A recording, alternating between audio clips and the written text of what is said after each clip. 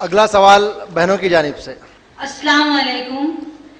मैं आपसे जानना चाहती हूँ बहन, कि आपका पेशा बताएं। मैं हाउसवाइफ हूँ।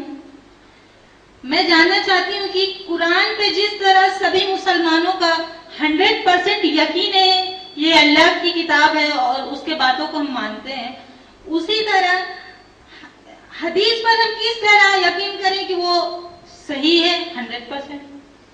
बहन ने सवाल किया है, कुरान को जिस तरह हम लोग मानते हैं कि 100% अल्लाह का कलाम है, तो इसी तरह अहादीस को कैसे माने कि ये 100% रसूलुल्लाह सल्लल्लाहु अलैहि वसल्लम का कहा हुआ है। देखिए बहन, ये सवाल दरअसल चंद जाहिल और बेवकूफ़ किस्म के लोगों ने मुआशरे में बहुत ही आम कर दिया है, ये समझाने के लिए कि हदीस सेफ नहीं हो सकती है। आप अगर देखेंगे तो कुरान के मुकाबले में रिसेंटली द ट्रू फुरकान बोलकर एक किताब निकली थी, अल फुरकानुल हक, जो कुवैत से इत्तेफाक से निकली थी, अमेरिका से शाये हुई थी, जिसे अनीस शोरोश ने शाये किया था, जो शेख अहमद दिदात से डिबेट किया उसकी जानिब से, लेकिन वो बैन हो गई। का मतलब कुरान को भी किसी ने तोड़ मड़ोड़ के पेश किया, लेकिन यू रिजेक्टेड। रिजेक्ट के रीजनिंग क्या दिए? नहीं, ये सब गलत है, इसके रीजनिंग नहीं हो सकते। I mean there were 100 reasons. अहादीस को अगर आप रद्द करना चाहती हैं, यस, मैं मानता हूं इस बात को कि कई लोगों ने प्रॉफिट मोहम्मद सल्लल्लाहु अलैहि वसल्लम के नाम पर बात बयान कर दी जो उन्होंने नहीं कही। I agree with it, 100% true कि नबी सल्लल्लाहु अलैहि वसल्लम के नाम पर कई अहादीस गढ़ी गई हैं, लेकिन इसका माना यह नहीं निकलता कि आप हर हदीस को जो आपको समझ में ना आए कह दें कि गलत है। उसका कुछ कंडीशन है। कंडीशन क्या है? सूरह हुजरात सूरह नंबर 49 की आयत नंबर 6 में अल्लाह ताला ने फरमाया, जब कभी कोई शख्स तुम्हारे पास कोई खबर लाए, उसकी मुकम्मल तहकीक कर लो, इसके पहले कि उस पर कोई फैसला सुनाओ। अब आप अगर उसको सही मानना चाहती हैं या गलत कहना चाहती हैं, तो आपको पहले तहकीक करना पड़ेगा। आप तहकीक कैसा करेंगे? तहकीक करने के लिए इमाम बुखारी ने 5 क्राइटेरियाज बनाए। वो 5 क्राइटेरियाज को कहते हैं इत्तेसालुस सनद, अदल, जब्त, शाज ना हो, इल्लत ना हो। ये 5 क्राइटेरियाज है। इसको समझा देता हूं क्या है। इत्तेसालुस सनद का माना यह है कि चेन ऑफ नरेटर्स, ये हदीस मोहम्मद सल्लल्लाहु अलैहि वसल्लम से किसने सुनी, उन्होंने किसको कही, फिर उनसे किसने सुनी, जो इन लोगों ने सुनी ये उस वक्त किसने लिखी, कौन सी किताब में मौजूद है, क्या वो किताब आर्कियोलॉजिकली उस डेट के ऊपर जाती है कि, इस तरीके से तहकीक करेंगे। इत्तेसालुस सनद, चेन ऑफ नरेटर्स। उसके बाद अदल, अदल के माने क्या है?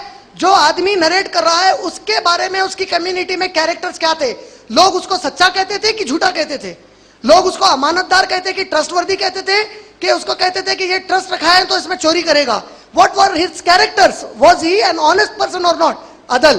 जब्त, उस आदमी की मेमोरी की पावर क्या था, अगर वो कोई चीज याद करता तो पक्का याद रखता या भूल जाया करता था, और कभी एक और फिर कभी एक कोई बात करता। ये 3rd कंडीशन है। 4th कंडीशन, शाज ना हो। शाज ना हो का मतलब क्या है? एक एग्जाम्पल दे देता हूं।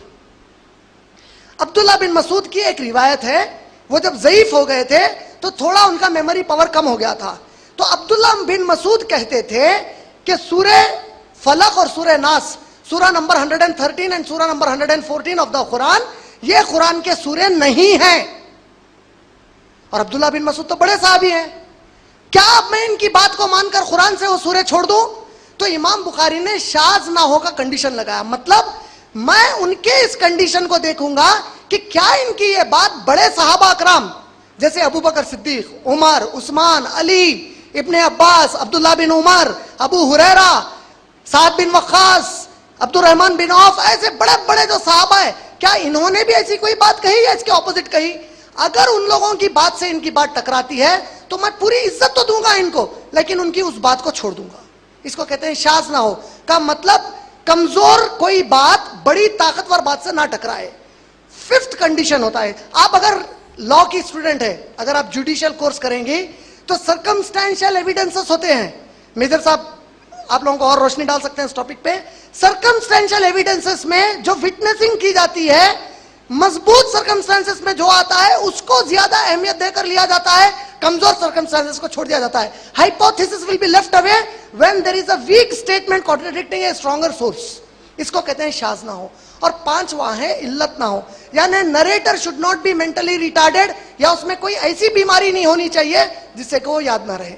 अब अगर कोई भी इंसान रसूल अल्लाह सल्लल्लाहु अलैहि वसल्लम की किसी भी हदीस को रद्द करता है, ही कैन डू इट, जबकि वो इन 5 क्राइटेरिया से प्रूफ कर दे कि इन 5 क्राइटेरिया पर वो फिट नहीं आती। लेकिन अगर वो नहीं कर सकता और सिर्फ बड़बड़ाता फिरता है, तो हम कहेंगे कि इसका मामला इल्लत वाला है, this is a mentally retarded fellow, ये थोड़ा बेवकूफ और पागल हो गया है और अपने आप को डेढ़ शाना समझने लग गया है। दिस इज हाउ अहादीस can be just sister. Hope आपका जवाब मुकम्मल हुआ।